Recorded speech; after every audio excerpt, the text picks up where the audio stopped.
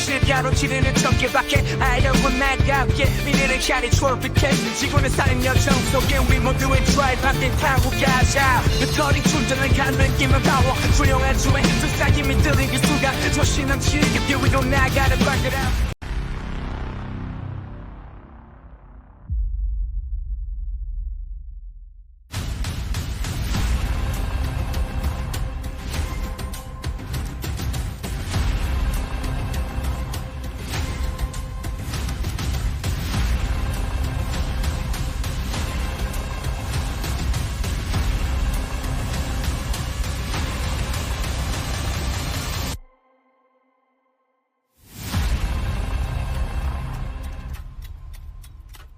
1.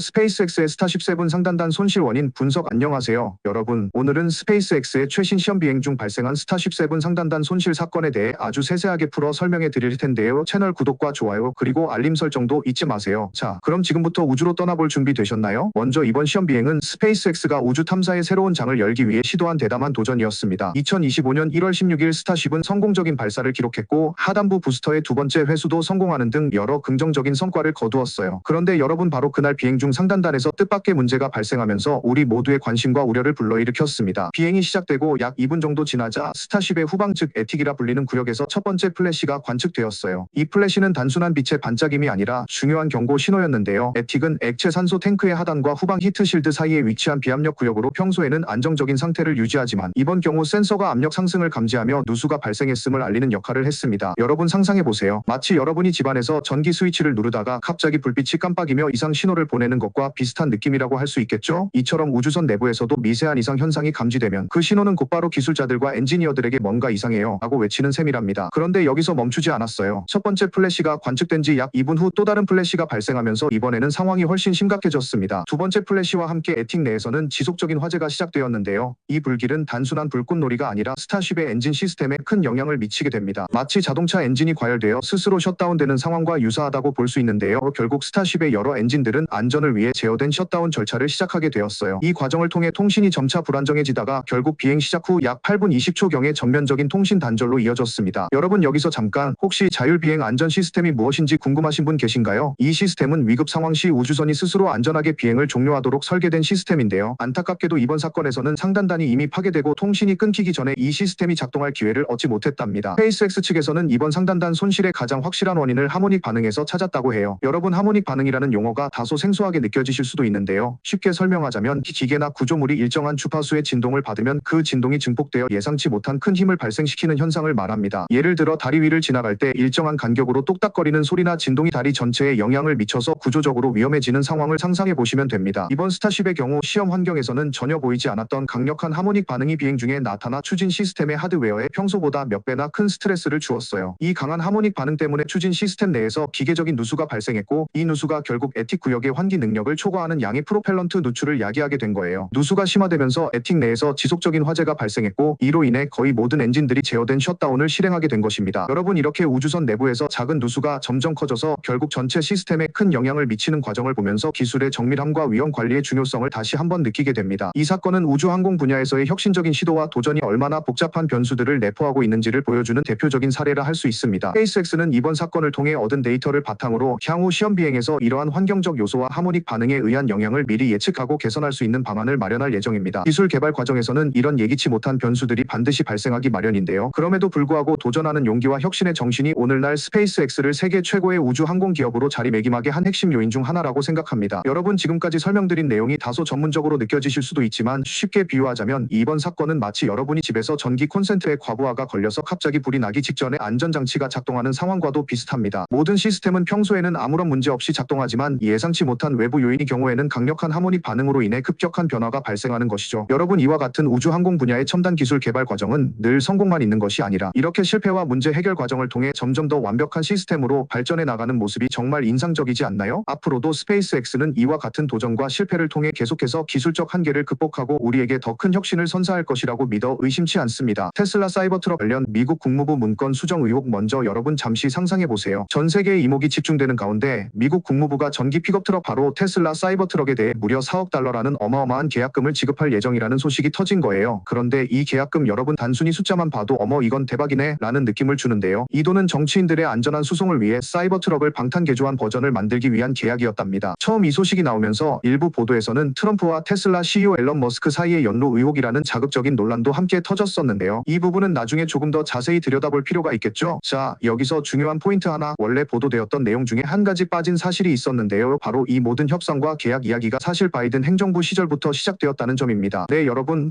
우리가 흔히 알고 있는 트럼프 행정부와의 연루 의혹은 오해라는 말씀이죠. 실제로 테슬라와 미국 정부 간의 논의는 바이든 행정부 시절에 시작되었다는 점이 밝혀졌으니 이 부분은 꼭 기억해 주셔야 해요. 그러면 이제 이게 어떻게 변했냐고요? 최근에 새로운 정보가 등장하면서 미국 국무부 문건이 대폭 수정되었다는 사실이 드러났습니다. 수정된 문서에 따르면 원래 계획했던 4억 달러 대신 실제로는 전기차 구입에 단 48만 3천 달러 그리고 지원 장비에 300만 달러만을 할당하겠다는 내용으로 변경되었어요. 여러분 이 숫자 차이를 보면 머리가 아프지 않으신가요? 4억 달러에서 48만 3천 달러와 300만 달러 합치면 3.400만 달러인데 그게 어째서 처음에 4억 달러로 보도되었을까요? 정말 궁금한 부분이죠. 여기서 지원 장비란 무엇인가에 대해 조금 더 설명드리자면요. 이 지원 장비는 단순히 사이버 트럭의 방탄 장비만을 의미하는 게 아니라 어쩌면 차량 개조에 필요한 추가 인프라 예를 들면 충전소나 기타 필수적인 장비들도 포함할 수 있다는 점이에요. 한마디로 정부가 사이버 트럭과 관련해 실제로 지출하려 했던 금액은 훨씬 적었다는 거죠. 이 과정에서 한 바이든 행정부 백악관 관계자가 NPR과의 인터뷰에서 이것은 단순한 서류상의 실수가 아니라 국무부에 새로 합류한 인력이 우리 테슬라로 가자라고 결정한 결과일 가능성이 있다고 발언했다고 해요. 물론 이 말은 어디까지나 추측에 불과하다고 덧붙였는데요. 아무리 생각해도 명확한 증거나 공식 입장은 아직 나오지 않은 상황입니다. 그리고 여러분 정말 중요한 사실, 국무부는 바로 이 문서를 단 하루 만에 수정했습니다. 수정된 문서에는 테슬라가 공식적으로 선정된 업체가 아니라는 내용이 명시되어 있어요. 그러니 이전에 떠돌던 트럼프 앨런 머스크 연루 의혹은 전혀 근거가 없다는 점을 분명히 하고 있습니다. 이처럼 정부 문건이 수정되는 과정에서 외부의 추측이나 소문이 얼마나 쉽게 퍼질 수 있는지를 다시 한번 생각해보게 됩니다. 여러분 이 모든 이야기는 단순히 숫자와 문서 수정에 그치지 않습니다. 정부와 대기업 간의 계약 협상은 수많은 내부 검토 정책 결정 그리고 정치적 이해관계가 복잡하게 얽혀있는 매우 민감한 사안이기 때문인데요. 예를 들어 우리가 은행 대출을 신청할 때 서류 한 장 한 장이 꼼꼼히 검토되고 조건이 달라지는 것처럼 이 계약도 단순한 행정 절차 이상의 무게가 있는 문제라고 볼 수 있습니다. 또한 테슬라 사이버 트럭은 그 자체로도 혁신적인 전기 픽업 트럭으로 미래 자동차 시장을 선도할 잠재력을 가진 모델인데요. 이처럼 혁신적인 제품에 정부가 막대한 예산을 투입하는 모습은 기술 발전에 대한 기대와 정부의 전략적 지원이 어떻게 어우러지는지를 보여주는 아주 좋은 사례라고 할 수 있어요. 4. xAI의 애틀랜타 데이터 센터 건설 700만 달러 AI 장비 투자 앨런 머스크가 이끄는 인공지능 스타트업 xAI가 애틀랜타에서 대규모 데이터 센터를 조용히 구축 중이라는 사실인데요. 이 센터에는 무려 7억 달러에 달하는 AI 하드웨어가 투입될 예정입니다. 이게 무슨 말이냐고요? 바로 이 센터에는 12,448개의 엔비디아 GPU가 탑재될 계획이라는 것입니다.